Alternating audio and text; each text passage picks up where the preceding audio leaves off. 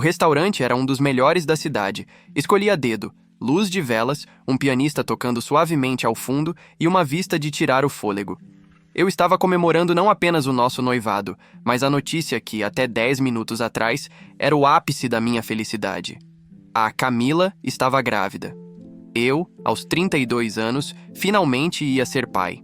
Eu já estava planejando a reforma do quarto, escolhendo o berço e imaginando como seria ensinar meu filho a andar. Camila estava deslumbrante em um vestido branco justo, que já marcava uma sutil e adorável curvatura no ventre de 3 meses. Um brinde ao nosso futuro, ao nosso casamento e ao nosso pequeno milagre, eu disse, levantando a taça de vinho, a dela claro com suco. Camila não sorriu. Ela olhou para a taça, depois para mim e deu um gole demorado. Havia uma frieza nos olhos dela que começou a me deixar desconfortável. O piano ao fundo pareceu de repente desafinado. Rodrigo, precisamos conversar sobre a realidade desse milagre. Ela começou, colocando a taça na mesa com um som seco.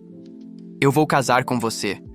O buffet está pago, os convites foram enviados e você é um homem estável, um bom provedor. Eu quero a segurança que você oferece. Eu ri, meio sem jeito. Claro, amor, eu vou cuidar de vocês para sempre. Mas por que esse tom tão sério? Camila se inclinou para a frente, cruzando os dedos sobre a mesa. A luz da vela refletia em seu rosto, realçando uma expressão de determinação quase cruel. Eu vou ser direta, porque não quero mentiras no nosso casamento. Eu vou casar com você, mas o pai do bebê é o meu ex, o Gustavo. Nós tivemos uma recaída 1 mês antes de ficarmos noivos oficialmente. Eu fiz o exame de DNA clandestino semana passada. É dele. O ar pareceu ser sugado para fora do restaurante. Eu senti um zumbido nos ouvidos, como se uma granada tivesse explodido ao meu lado. Olhei para a barriga dela, depois para o rosto calmo até demais, da mulher que eu planejava amar até a morte. O quê? Você está brincando, né? Isso é alguma pegadinha de mau gosto? Não é brincadeira, Rodrigo, é a verdade. E eu decidi que você deve aceitar isso. Ela continuou, sem um pingo de remorso na voz. O Gustavo não tem dinheiro, ele é instável, um artista que não consegue pagar o próprio aluguel. Ele nunca poderia dar ao filho dele a vida que você pode dar. Então, o plano é o seguinte: você assume o bebê, registra no seu nome e nós criamos ele como se fosse seu. Em troca, eu serei a esposa perfeita para o mundo. O Gustavo terá acesso à criança ocasionalmente, como um amigo da família. É o melhor para todos. Eu senti uma náusea profunda. As palavras dela entravam na minha mente como estilhaços de vidro. Ela não estava me pedindo perdão. Ela estava me apresentando um contrato de submissão. Ela queria que eu financiasse a vida do filho do homem que ela realmente desejava, enquanto eu servia de fachada e caixa eletrônico para a fantasia deles. Você enlouqueceu? Minha voz saiu como um sussurro rouco. Você me traiu, engravidou do cara e agora quer que eu crie o filho dele enquanto ele visita a minha casa? Você tem noção do que está dizendo? Rodrigo, seja racional, ela disse, agora com um tom impaciente.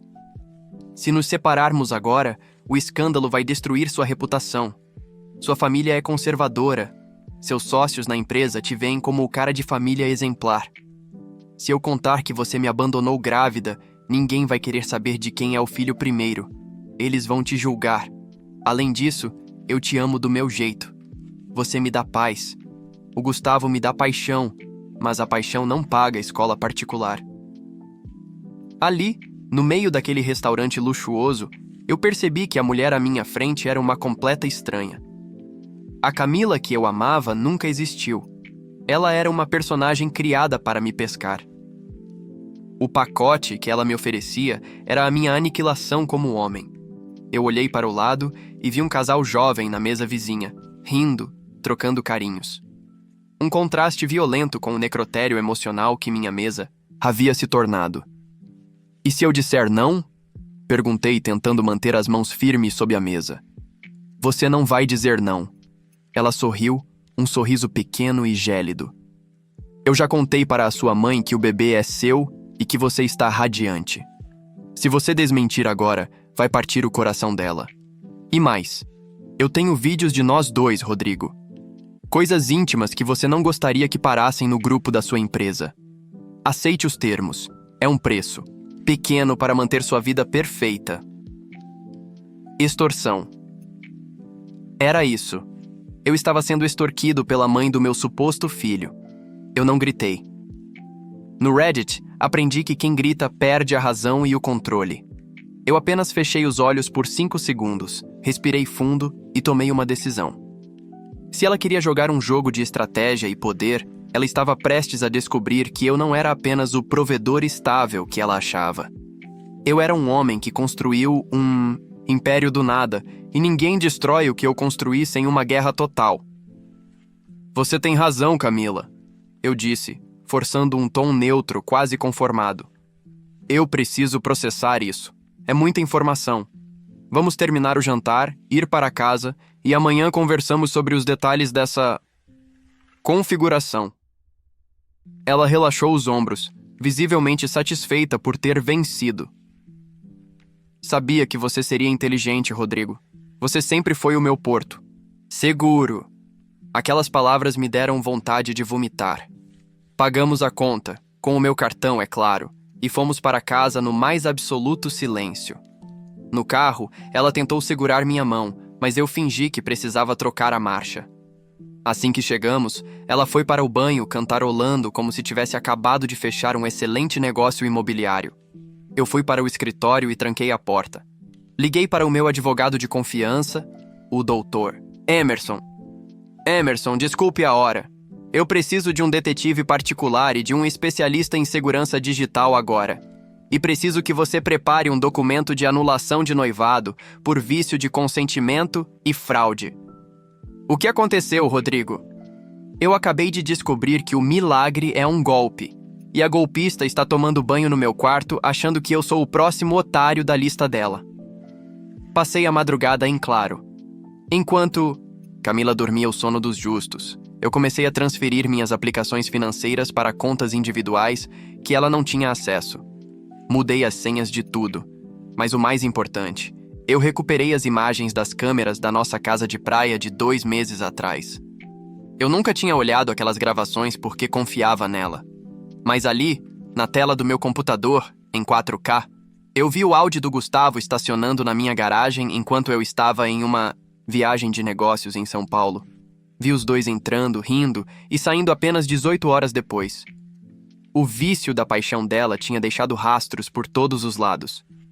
Eu não ia apenas terminar com ela. Eu ia desmantelar o plano dela peça por peça.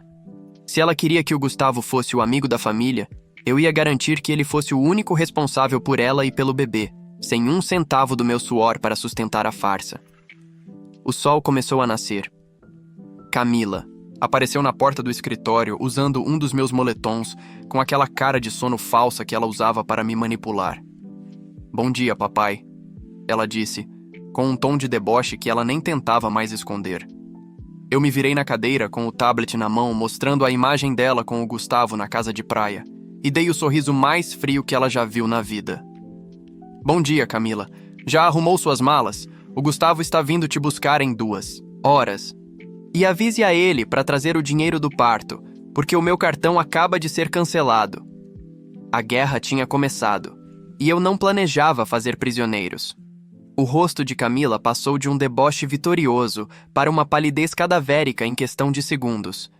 Ela olhou para a tela do tablet, onde a imagem granulada, mas nítida, dela entrando na minha casa de praia com o Gustavo, congelava o momento exato da minha traição.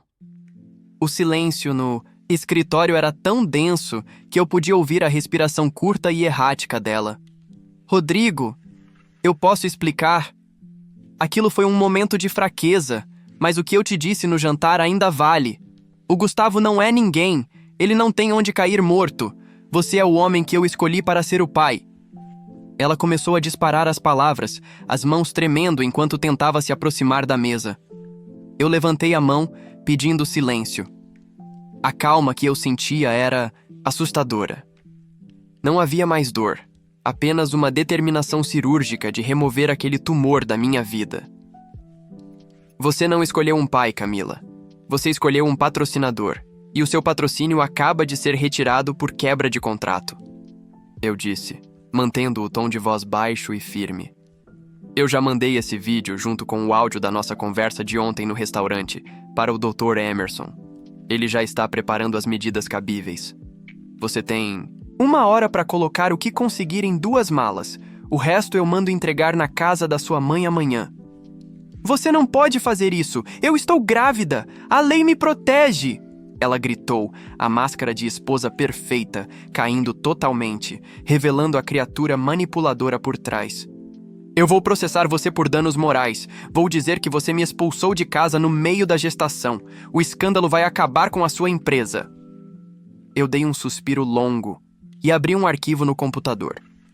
Eram os extratos do cartão de crédito adicional que ela usava. Danos morais? Vamos falar sobre os 15 mil reais que você gastou em compras de enxoval, que na verdade foram transferências para a conta do Gustavo para ele pagar as dívidas de jogo dele? Ou sobre as joias que eu te dei e que você penhorou para sustentar o seu amante enquanto eu trabalhava 14 horas por dia? Eu tenho o rastro de cada centavo.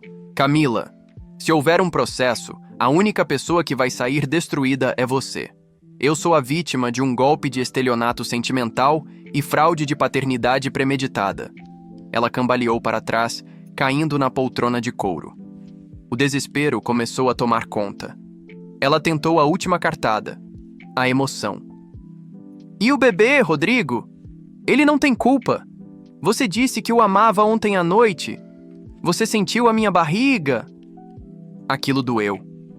Por um breve segundo, a imagem do filho que eu imaginei ter brilhou na minha mente. Mas eu me lembrei da frase dela. O pai é o Gustavo. O bebê tem um pai, Camila, o Gustavo. E se você realmente se importasse com essa criança, não estaria tentando usá-la como moeda de troca para manter um padrão de vida que você não conquistou. Se ele é artista, que ele aprenda a pintar paredes para sustentar o filho dele. Eu não sou o plano B de ninguém. Nesse momento, meu celular vibrou. Era uma mensagem do detetive. O Gustavo estava estacionando o carro velho dele na frente do meu prédio. Eu tinha mandado uma mensagem para ele do celular da Camila enquanto ela dormia, dizendo: O Rodrigo descobriu tudo. Ele está armado e vai me matar. Vem me buscar agora se você quiser salvar seu filho. Eu sabia que ele viria, não por heroísmo, mas por medo de ser cúmplice em algo pior ou por ver sua fonte de renda sendo ameaçada. Seu transporte chegou, Camila. E para garantir que você não tente nenhuma cena de agressão falsa, eu liguei para a sua mãe. Ela está na linha agora. Liguei o viva voz do telefone fixo. A voz da minha sogra, uma mulher que eu sempre respeitei, soou chorosa e envergonhada do outro lado. Camila, como você pôde? O Rodrigo nos contou tudo. Ele nos mandou o áudio. Eu estou vindo para a cidade, mas não vou para a sua casa. Vou te buscar no portão do prédio dele. Você vem morar comigo no interior até esse bebê nascer. Chega de mentiras. Camila soltou um grito de frustração e ódio. Ela percebeu que o cerco tinha fechado. Não havia mais para onde correr. A rede de apoio que ela achava ter na mão tinha se voltado contra ela assim que a verdade crua foi exposta. Ela subiu para o quarto, batendo as portas. Ouviu o som de gavetas sendo abertas e roupas sendo jogadas com raiva. Enquanto isso, eu desci até a portaria. Gustavo estava encostado no carro, parecendo um rato acuado. Quando me viu, ele tentou fazer uma pose de enfrentamento, mas assim que percebi que eu estava acompanhado de 2 seguranças particulares que eu havia contratado para o dia, ele murchou. Olha, cara, eu não queria nada disso. Ela que vinha atrás de mim. Ele começou a gaguejar. Cala a boca, Gustavo, eu disse, parando a 2 metros dele. Eu não quero ouvir a sua voz. Eu quero que você leve ela daqui e nunca mais chegue a menos de 1 quilômetro de qualquer propriedade minha. Eu já sei que você usou o meu dinheiro para pagar seus credores. Eu poderia te processar por receptação e cumplicidade em fraude, mas vou te dar uma chance. Suma com ela. Cuide do seu filho. Seja homem pelo menos uma vez na vida. Camila apareceu no saguão, arrastando 2 malas enormes. Ela parecia transtornada. Quando viu o Gustavo, ela não correu para os braços dele. Ela o olhou com um desprezo que mostrava exatamente o que ela sentia. Ele era o erro que tinha custado o paraíso dela. Ela parou na minha frente, os olhos injetados. Você acha que venceu?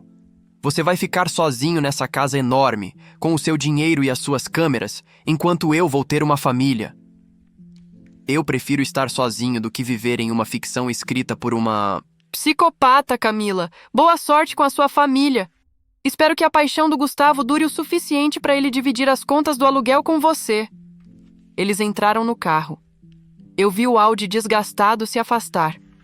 O silêncio voltou a reinar no condomínio, mas desta vez era um silêncio limpo. Subi para o meu apartamento e a primeira coisa que fiz foi ligar para a minha mãe. Eu precisava ser eu a dar a notícia. O choro dela do outro lado da linha me... Quebrou por alguns minutos, mas o apoio que recebi foi o que me manteve de pé. Meu filho, antes uma dor agora do que uma vida inteira de engano. Deus te livrou de uma cobra. Naquela tarde, o Dr. Emerson veio à minha casa. Rodrigo, as notícias correm rápido. O Gustavo já postou algo nas redes sociais tentando se passar por pai-herói, mas eu já entrei com uma notificação judicial. Você não vai registrar essa criança. Vamos pedir um exame de DNA oficial assim que nascer apenas para selar o processo e garantir que você não tenha nenhuma obrigação legal.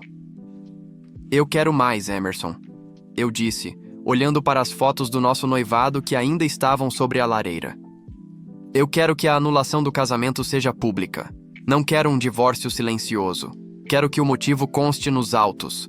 Fraude de paternidade e estelionato. Ela queria branding, não queria? Vamos dar a ela a marca que ela merece. Passei o resto do dia esvaziando o armário dela. Cada sapato, cada vestido, cada frasco de perfume foi colocado em caixas.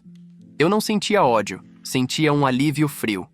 Eu tinha escapado de uma sentença de prisão perpétua emocional. À noite, recebi uma ligação de um número desconhecido. Era o Gustavo. Rodrigo, a Camila está surtando. Ela descobriu que você bloqueou todos os cartões e que a conta conjunta onde você depositava o dinheiro da casa está zerada. Ela não tem como pagar o médico amanhã. Cara, ajuda a gente, é pelo bebê. Eu dei uma risada curta e seca. Gustavo, lembra do que ela disse no jantar? A paixão não paga escola particular. Pois bem, parece que ela também não paga consultas médicas. Você é o pai, lembra? Venda o seu Audi, venda seus quadros.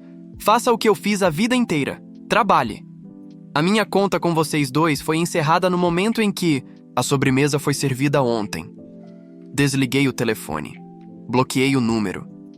Eu sabia que os próximos meses seriam de batalhas judiciais e fofocas na cidade, mas eu não me importava.